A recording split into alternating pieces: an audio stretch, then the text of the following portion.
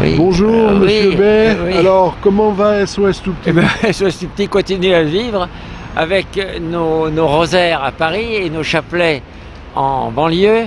Et aujourd'hui, nous allons dire un rosaire près de la maternité Port-Royal où se produisent énormément d'avortements, comme chacun sait. Alors il faut souligner que cette question de l'avortement est toujours à l'ordre du jour parce qu'elle pose un problème social énorme.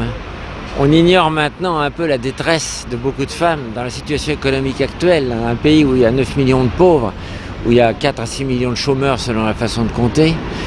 Et vous savez que la législation a été modifiée récemment en enlevant la clause de détresse pour permettre un avortement. Bon, cette clause ne comptait pas beaucoup puisque en pratique il suffisait que la femme dise je suis en détresse pour qu'on n'aille pas voir plus loin. Il n'empêche que du point de vue social, c'est une chose assez grave parce que on a l'air de présenter l'avortement comme une chose légère, au contraire de ce que disait Madame Veil d'ailleurs, qui disait que c'est pas de gaieté de cœur qu'une femme recourt à l'avortement. Alors c'est un drame social que beaucoup de femmes, qui finissent d'ailleurs par considérer que c'est inévitable, avortent en réalité parce qu'elles n'ont pas de logement, elles n'ont pas de ressources suffisantes, etc. Et ça, c'est extrêmement grave. Alors, il y a évidemment le problème de fond, qui est fondamental, c'est qu'il s'agit de la mise à mort d'un être humain. On ignore souvent que l'enfant à naître n'est pas une chose en droit français. C'est pas du tout une chose, c'est un être humain. Et ceci figure dans les articles 22.11.1 et 22.11.2 du Code de la santé publique. Autrement dit, la législation française reconnaît officiellement qu'elle autorise la mise à mort d'êtres humains. Ça fait réfléchir. Voilà. Alors ça, c'est le problème de fond, le problème fondamental. Mais il faut ajouter quand même le problème social. Ignorer cette détresse, ne pas apporter aux femmes en difficulté une aide suffisante. Vous savez que la prime de naissance est inférieure à 1 000 €.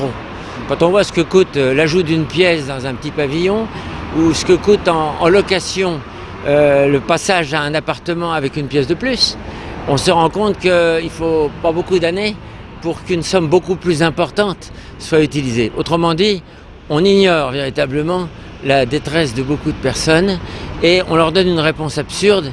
Une femme qui veut garder son enfant, on lui dit ben non, c'est pas grave, on va le tuer et puis ma foi, ça ira bien comme ça. Alors qu'elle a besoin d'une aide, tout simplement.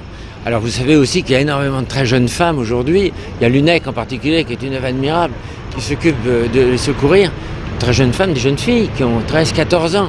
Avec la promotion de ce qu'on appelle la liberté sexuelle et qu'il faut appeler la débauche, eh bien avec la promotion de la débauche, il y a beaucoup de jeunes filles de 13-14 ans qui se retrouvent enceintes.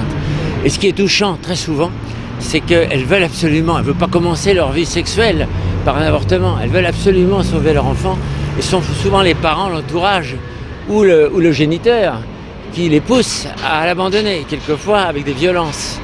Et eh bien l'UNEC par exemple, aide ces jeunes femmes, les met à l'abri des dépressions et leur permet de garder leur enfant.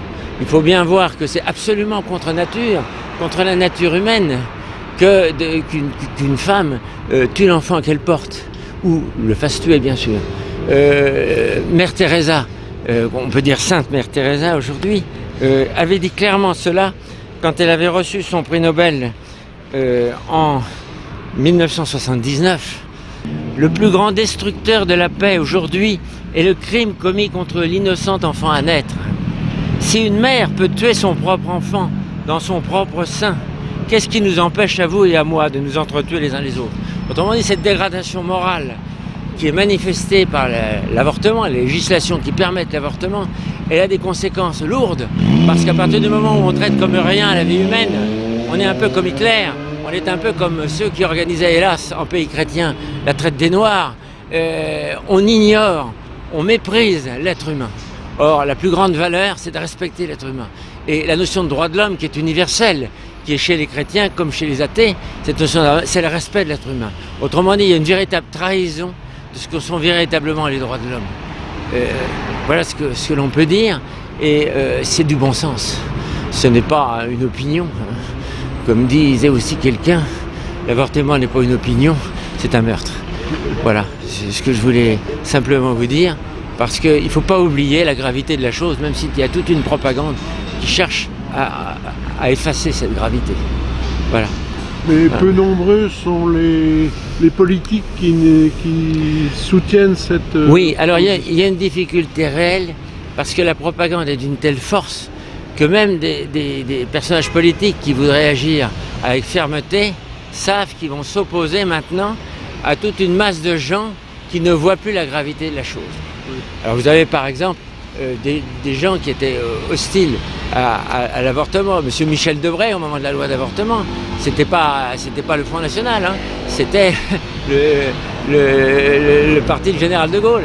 Bon, et alors vous avez toutes sortes de gens qui sont hostiles. Une fois j'ai eu une longue discussion avec un monsieur, je distribuais des tracts, un monsieur à qui j'expliquais mon affaire, il donnait un tract et il m'a dit, écoutez, je suis de gauche, il m'a dit.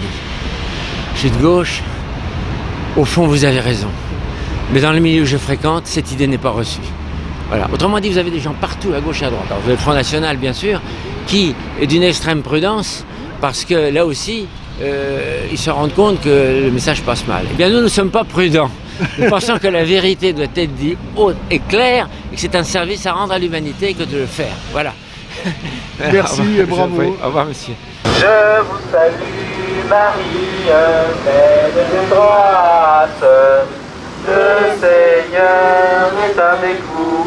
Vous êtes bénie entre toutes les femmes. Et Jésus, le fruit de vos entrailles, est béni.